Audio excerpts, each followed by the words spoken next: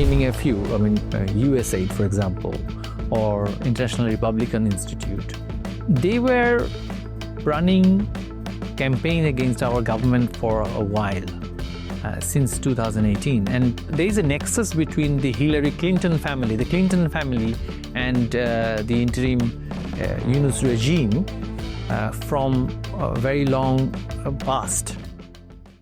Certain actions of some NGOs, especially from the United States, naming a few, USAID, for example, or International Republican Institute, they were running campaign against our government for a while, since 2018. And there is a nexus between the Hillary Clinton family, and the interim Yunus regime from a very long past. These activities were going on for a long time. They weren't very open, but funding of clandestine NGOs were going on. They were hell-bent on changing the government in Bangladesh. IRI was active, USAID's fundings were going to nowhere. Where had that money gone to? It was destined for regime change activities. Rappers were being paid for, cultural activists were being paid for, the Hijra community, the transgender, the third gender community were being paid for. Whilst the extremists, the jihadi militants were also being paid for to fight those liberal elements. So a chaos was carefully planned with this money. And then the chaos was turned into a big riot. He's playing a very dirty geopolitical game to satisfy his masters.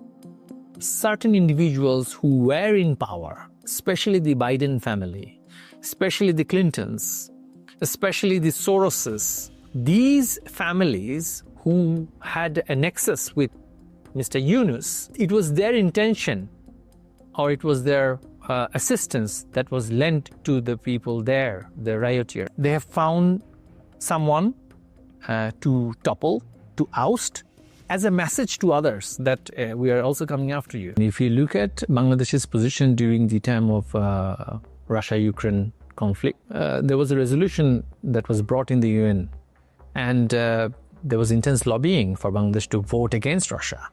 So our position was that we are going to abstain from voting. If you look at how Pakistan voted and other countries in the region, how they voted, they were simply slavishly following what was being dictated to them.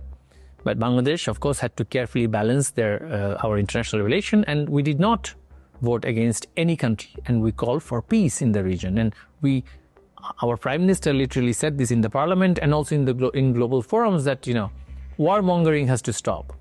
When there is war and it is being escalated by certain powers, the people in the global south suffer the most.